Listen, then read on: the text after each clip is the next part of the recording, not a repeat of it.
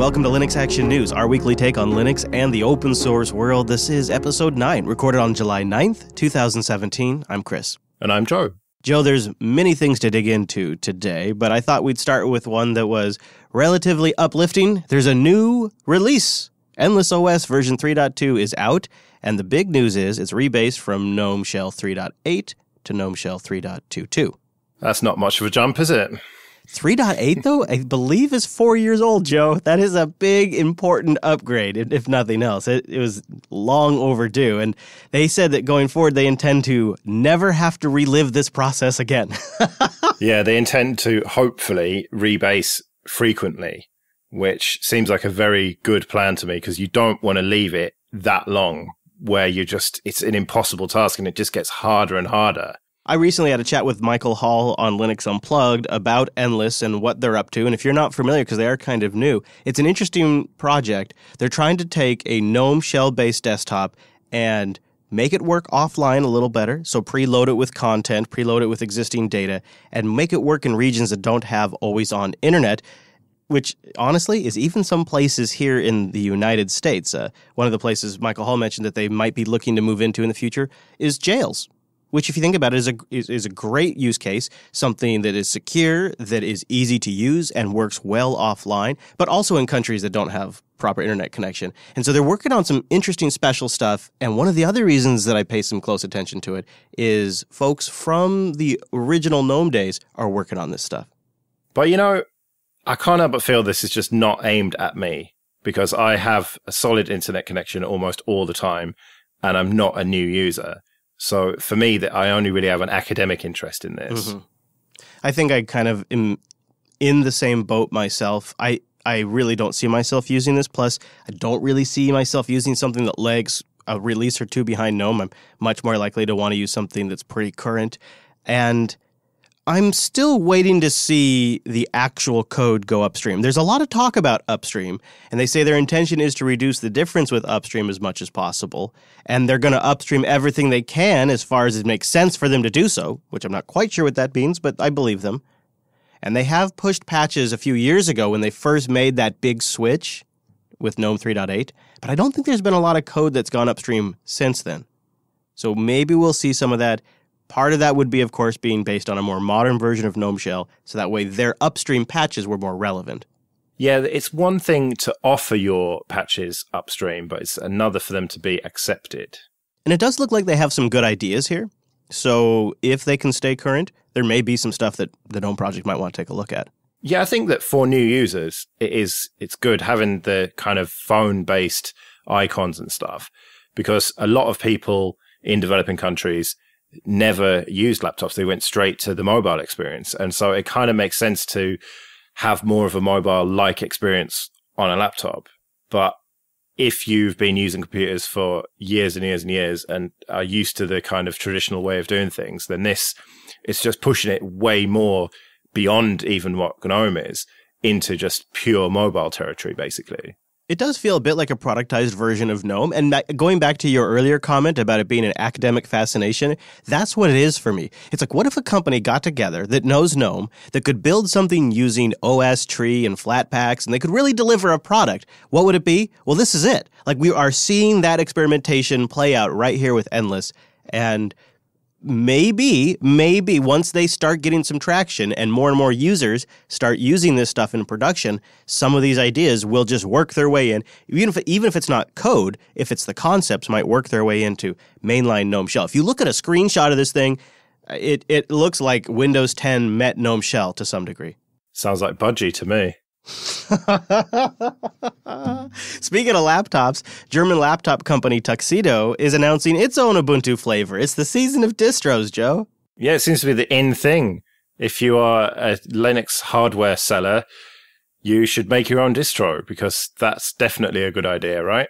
I would put a caveat next to that. If you are a Linux hardware vendor who apparently doesn't sell enough units, I don't know what Tuxedo sales are, but doesn't sell enough units to participate with an OEM program, so that way Canonical just makes these changes for you, you're forced to do this. Might be another way to phrase that. Yeah. So we talked about Pop! OS, didn't we, from System76? Never heard of it.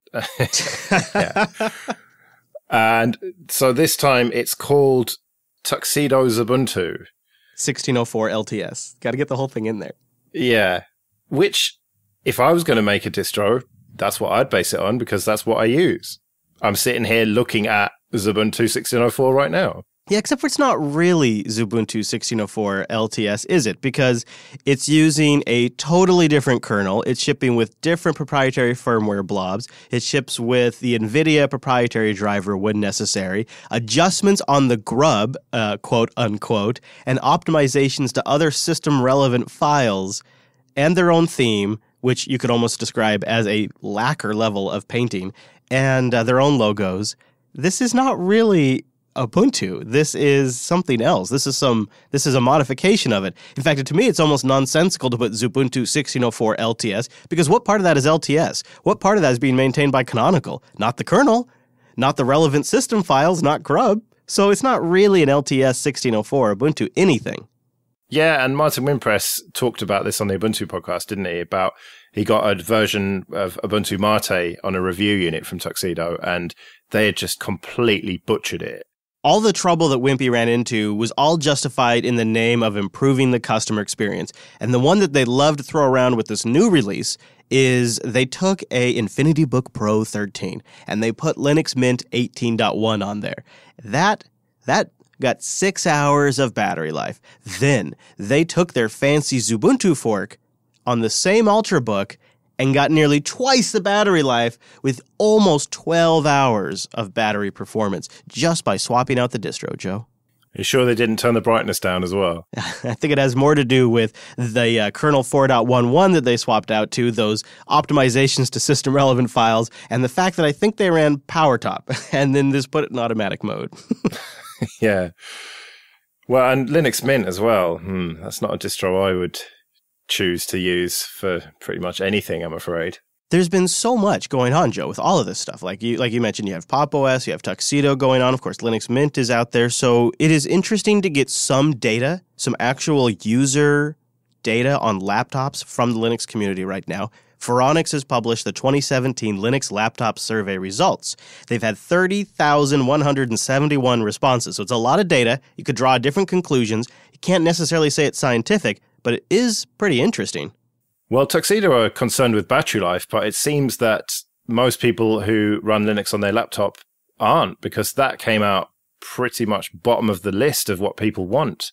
Yeah, it was fourth in the survey. Beat out by build quality, performance, and even being preloaded with Linux. Yeah. And not many people buy machines preloaded with Linux, it seems, still. Only 10% of the respondents said that their most recent laptop came preloaded with Linux. That surprised me a lot. Yeah, because now we've got Dell machines, we've got all sorts of Linux vendors, so you'd expect that number to be higher, I think. But people are just stuck in their ways with their ThinkPads, it looks like. They actually did break down the data amongst the different laptops, and yeah, Lenovo was the number one hardware by quite a bit. Lenovo really did pretty good. Dell came in at second, Asus at third, HP fourth, Apple and Acer came in tied for fifth. System76 was the most popular dedicated Linux system provider, but it was only used by 2.1% of the respondents. That's, see, the reason why that surprised me, Joe, is this isn't a survey of the market of consumers interested in buying computers. This is a survey of Linux enthusiasts that want to buy Linux computers or computers to run Linux. So why is it that companies like System76 are so low on surveys like this? You suppose it could be store availability? You know, Lenovo's in just about every electronic store here in the States. Yeah, and Amazon and stuff, yeah. Yeah, exactly. Amazon, I bet you a big part of it is purchases on Amazon. Dell, same thing. Dell is available in a lot of retail locations, also available online. Apple, not performing that strongly, even though all of those same things are true to Apple.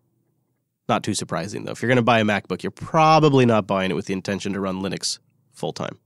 Some are, though, in this response.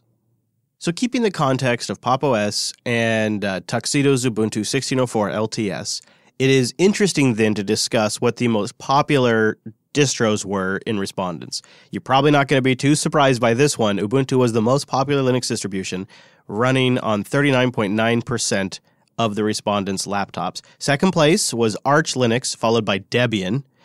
And then rounding out the top 10 was Fedora at 14, Linux Mint came in at 5th, and then OpenSUSE trailing in at 4%, Gentoo 3.9%. Just, wow, look at this. Solus actually clocked in. Good for Solus, clocking in at 2%, which is not bad for a brand new distro. Yeah. It does make me wonder how many people are actually running Arch and Debian rather than just saying that they're running Arch and Debian, and Gentoo as well. Surely 3.9% of people can't actually be running Gentoo. I believe it. I do believe it. I also think it's interesting that Solus almost has half the market share of SUSE already. Yeah, that is interesting. But I don't know. We always say that SUSE is popular in Germany, but maybe the kind of people who run it don't speak English and don't read sites like Phoronix, maybe. Yeah. This is what I was thinking. Yeah, it was, it wasn't just ran by Phoronix. Actually, he was lucky. A lot of places did pick it up. I saw it spread out wide and far. So he did get a good reach beyond just the Phoronix website. But yeah, I think it was still mostly English outlets. Yeah. But yeah, good for Solus, 2%. I'm sure Ike will be happy with that one. I'd probably want 80% knowing him. Yeah. Yeah, of course. Of course. You got to have all the numbers. Last.ting.com. Go there before I get them to change that URL. Go there when it was still cool and save money on your mobile plan. It's really how mobile should have been done from day one in the States. They take your minutes, your messages, and your megabytes, and whatever you use, that's what you pay. Each line is just a $6 line, and then it's just your usage. So if you want 3 phones, you just pay $6 for each line. You want to add a 4th, it's $6. I love this plan for small businesses, too. The average Ting bill is just $23 per phone per month. Last.ting.com will take $25 off a device, or if you bring one and they have a CDMA and GSM network, they'll give you $25 in service credit, and it just might pay for more than your first month. No contracts, no early termination fees, and it's really simple to use with great customer service, nationwide coverage. Just pay for what you use. Last.ting.com.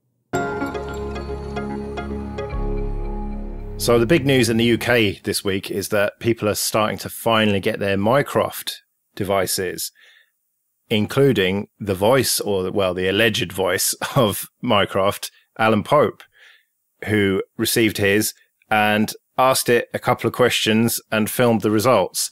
And funny is one way to look at it. Yeah. Tragic is another. Yeah. Yeah. You know, we knew this moment was coming, Joe. We knew eventually the public was going to get their hands on this thing, and it was either going to be surprisingly good or it was going to be awkwardly bad. And a friend of the show, Alan Pope, decided to ask Mycroft, what are beans? Hey, Mycroft, what are beans? And then a very long, awkward pause of silence. It's thinking, Joe. It's thinking. Hard, apparently. Still thinking, Joe.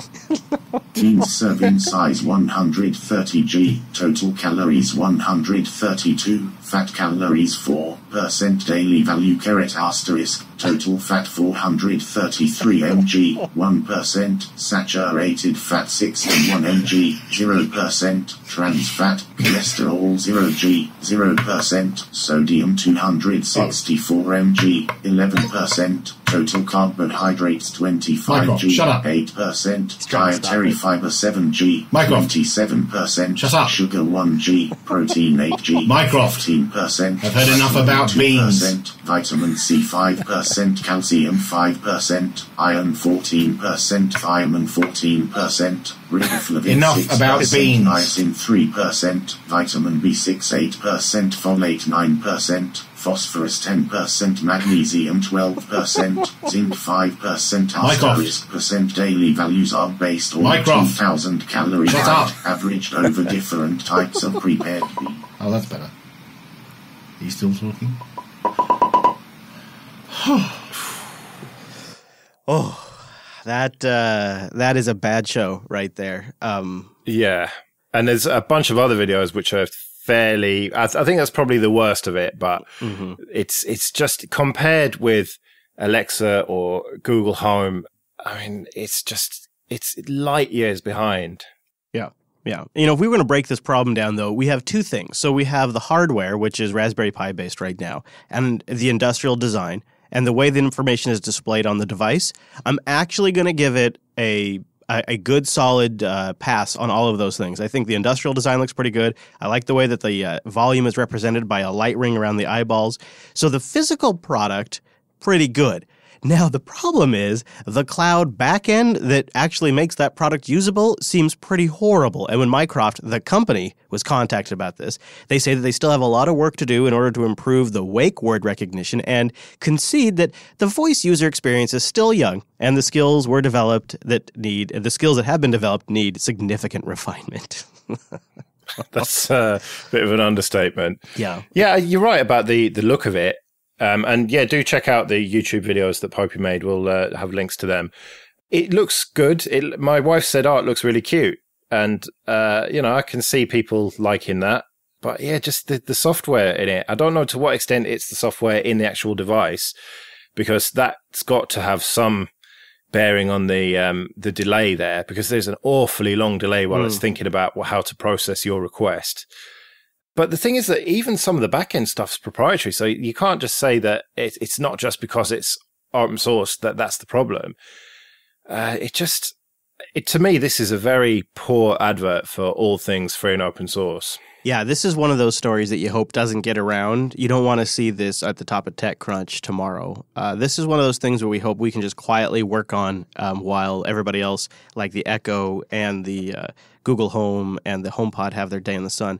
The reality is we're way behind here, open sources. And this is a new frontier for us because it involves so much data, so much processing. It requires incredible network connectivity and infrastructure. This has got to be one of the biggest challenges that consumer open source is going to be facing in a long time. Well, is it? Or is it just going to be forgotten about? I don't know, because I'd have a lot more sympathy for Mycroft as a company if they had delivered more quickly. They did 2 crowdfunders, and we've waited how long? Over a year? Mm-hmm. And this is the result of it. If it had been delivered more quickly as a developer device, and it says it's rough around the edges and all that kind of stuff, calls itself a prototype. But if it was quicker, I'd have more sympathy, and I'd have more sympathy with them taking so long if it was better. But you can't have both, can you? It's like that whole thing about, do you want it quick, cheap, or good? And you pick 2, and they've done it slowly and badly, and it wasn't particularly cheap either. Maybe they could follow the Sailfish model and just keep keeping at it, because eventually you end up with an Intel-based tablet that runs Sailfish OS and Android support up on IndieGoGo, Joe. Yeah. So we spoke about this, didn't we, a few weeks ago, how there was an update for the first Yola tablet running Sailfish OS, which was a crowdfunder and then was never delivered, and people still are waiting for their refunds. Well, a new Sailfish tablet has appeared on IndieGoGo from a company called Uyota, something like that. Yeah. And it looks remarkably similar to the other tablet, doesn't it, in terms of specs and in even the design of it. And it just seems like, fool me once, shame on you. I don't know, would you even consider backing this IndieGoGo?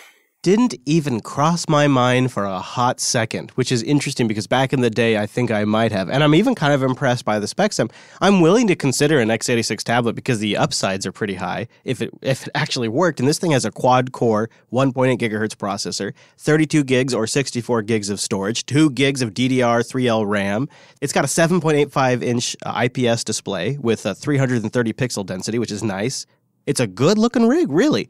I just didn't even consider for a hot second backing this thing. Yeah. I mean, the thing about it being x86 is you've got a remote chance, at least, of being able to run GNU/Linux on it. Exactly. If it doesn't work out. Mm-hmm. So. Yeah, you got that backup plan. It looks nice, though. And if I was confident that they were going to deliver, then I might seriously consider it, because I would like to get my hands on a Sailfish tablet. And of the other OSs, the other Linux-based mobile OSs, I would say Sailfish is by far the best. And that's probably why it's the only one that's survived. Yeah, I completely agree. I think you're right on all points.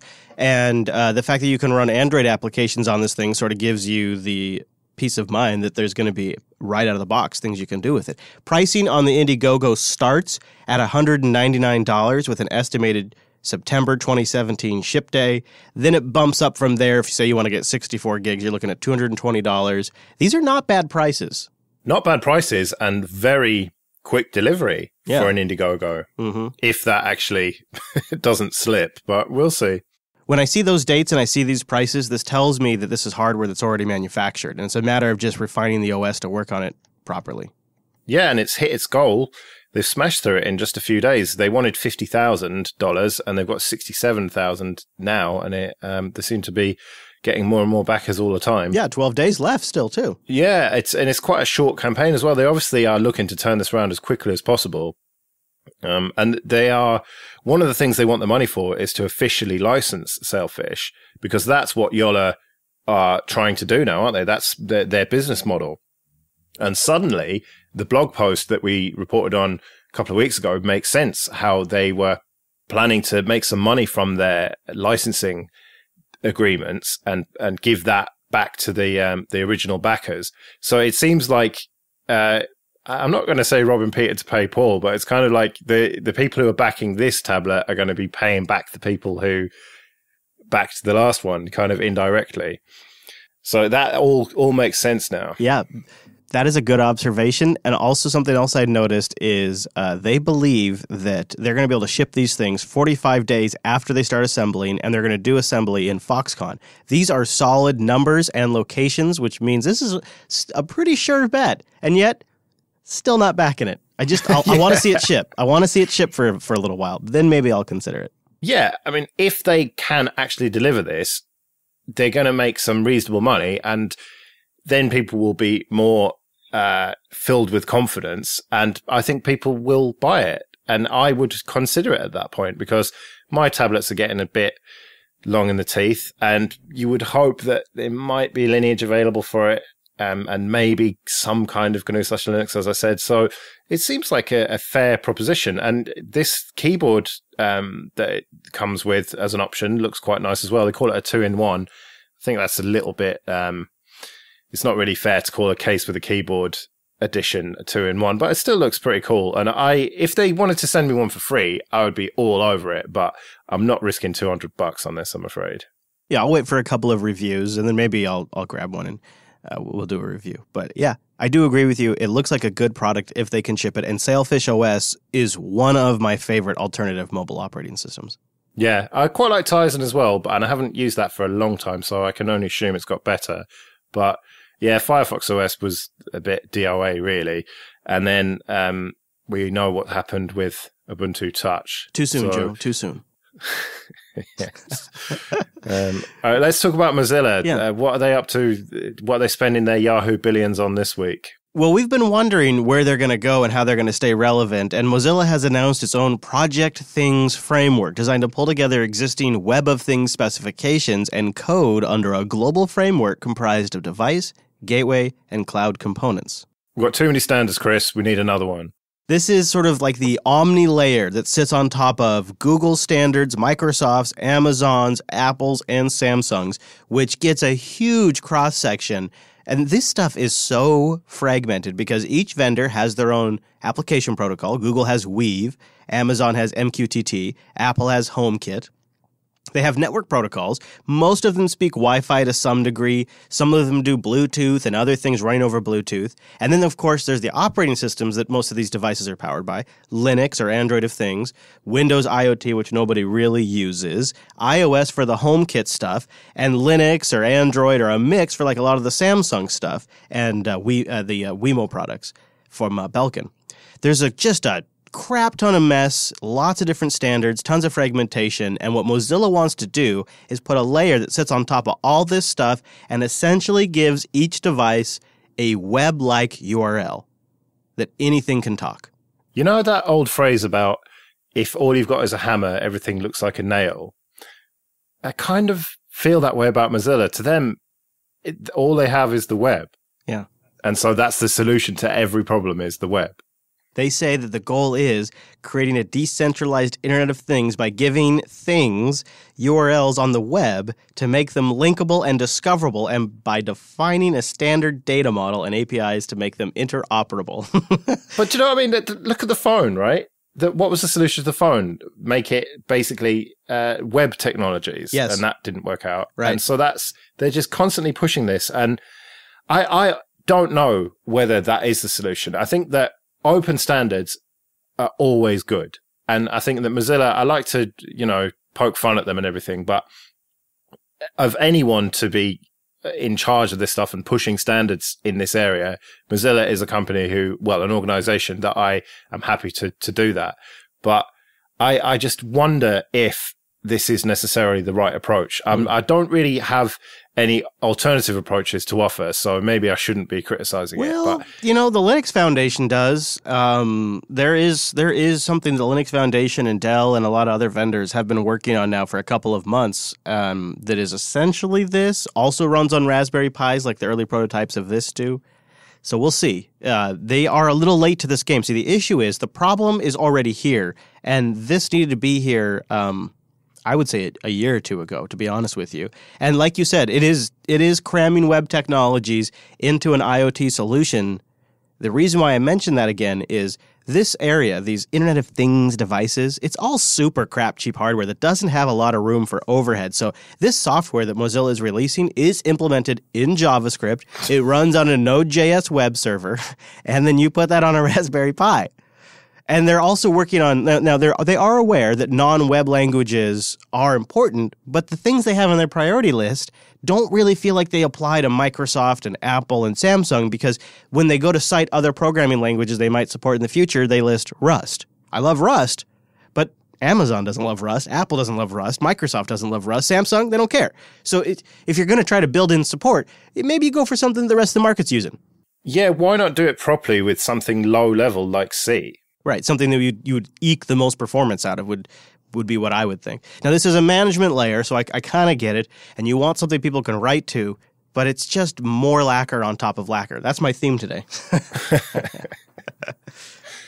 Yeah, well, Mozilla, bless them, they have to keep trying to be relevant somehow, don't they? And it's not really working out on the desktop, so it makes sense that they'd go after the IoT, because that's the new hotness, isn't it? That's where everything's going, supposedly. Mm-hmm. And this problem that we just went through, I mean, it does underscore the fact that standardization needs to happen here. You're not going to have stuff securely implemented and maintained unless something like this comes along. I would like it to be Mozilla. Yeah, I wouldn't mind it being canonical, to be honest. I know they've got this big push, and okay, they've made some mistakes in the past, but they've always been really good at open sourcing everything, even if it takes them a while, like with Ubuntu 1. So I wouldn't mind them. I wouldn't mind Mozilla, as long as we have open standards. That's all that really matters. Well, that brings us to the end of this week's show. Now, I won't be here next week, but the show does go on, so you can subscribe at linuxactionnews.com/subscribe for all of the ways to get new episodes. And linuxactionnews.com/contact for all the ways to get in touch. Also, please consider supporting the entire network and get access to our new Patreon-only podcast at patreon.com/JupiterSignal. We'll be back next Monday with our weekly take on the latest Linux and open source news. I'm at Chris LAS. I'm at Joe Ressington. Thanks for joining us, and we'll see you next week. See you later.